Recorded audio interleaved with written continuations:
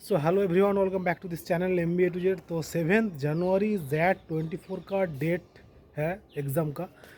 Jet के लिए इस वीडियो में पूरा से पूरा एकदम डिटेल्स बताऊंगा एंड XLRI के लिए।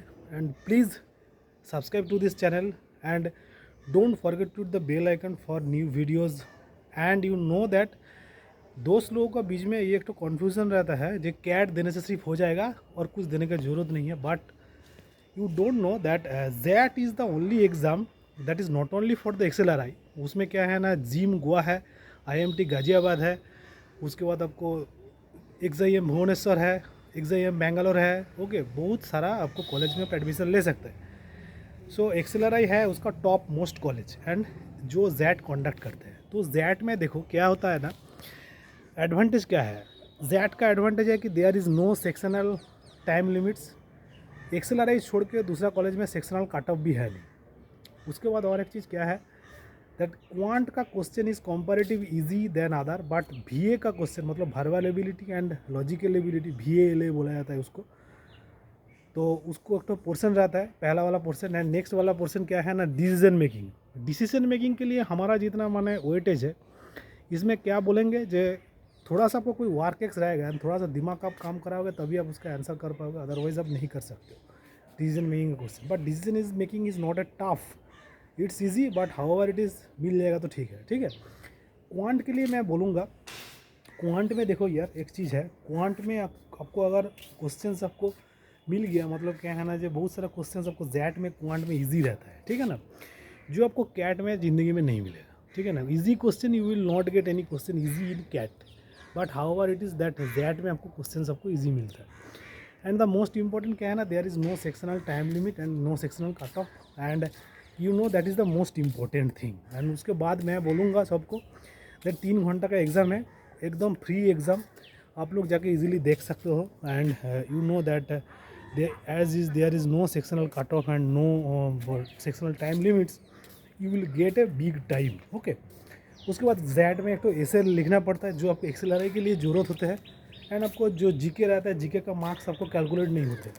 ठीक है ना, XLRI के लिए। एंड आपको जैट में जब परसेंटाइल कैलकुलेट किया जाता है उसमें GK का मार्क्स कैलकुलेट नहीं होता, सिर्फ verbal and logical ability, VALA बोला जाता है उसको। उसके बाद डिसीजन मेकिंग एंड उसके बाद एक है क्वांट। ओके, तो देखो यार इसमें जो सब कॉलेज है, XLRI में आपको सेक्शनल कट ऑफ रहेगा बिजनेस मैनेजमेंट एंड आपको HR के लिए। HR सबसे अच्छा है आपको XLRI में। जमशेदपुर कैंपस में HR पढ़ा जाता है। एंड आपको जो गुड़गांव वाला कैंपस, दिल्ली कैंपस बोलता है, basically in the side of Gurgaon है वो, उसमें आपको बिजनेस मैनेजमेंट है, उसमें सीट भी ज़्यादा है। एंड XLRI भी जमशेदपुर में भी सीट है।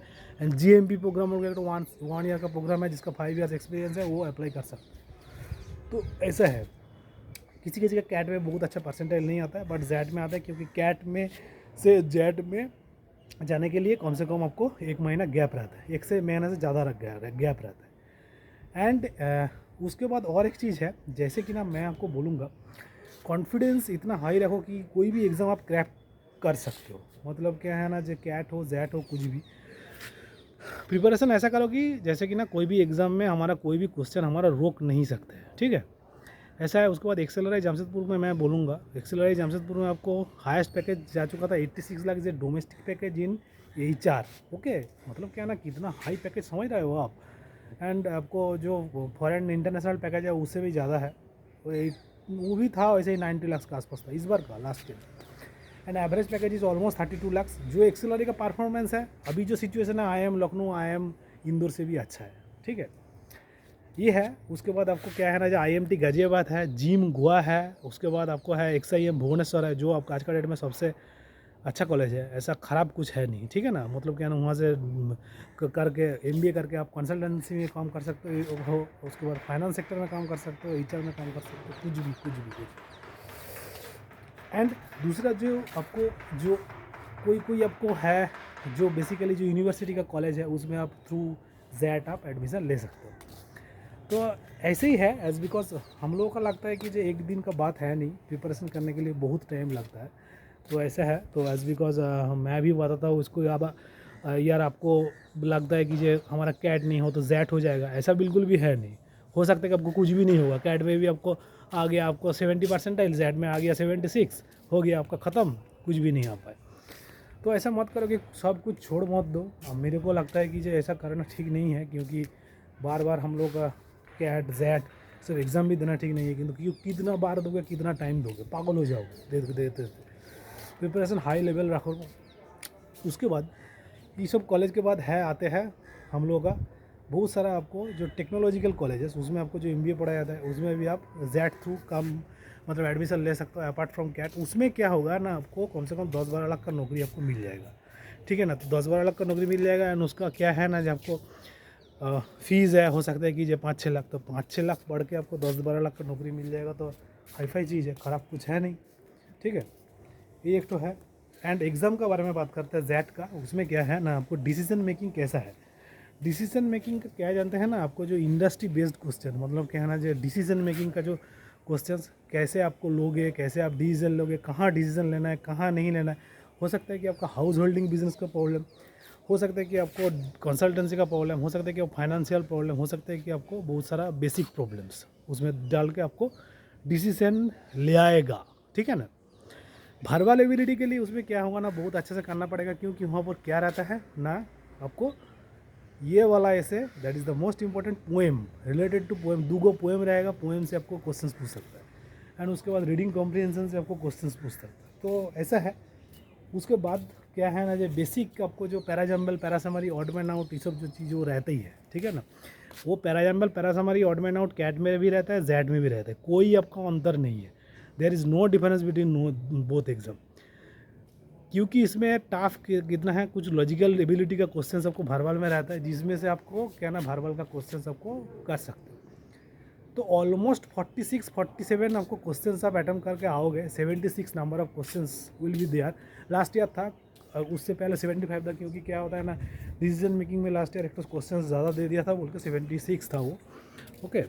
Pattern is that 75 question number of, उसमें अगर आपने कम से कम 46-47 को क्वेश्चन आपको कर लिया हो करेक्ट, आपको 99.99 के आपको 100% एलवीजेड में आ सकता है, बिकॉज फट का आपको खेलना है, मतलब क्या ना, जो एग्ज़ाम में आपको पिटना है, तब जगह आप फाइनली कन्वर्ट कर पाएंगे। तो जैट में ऐसे ही है।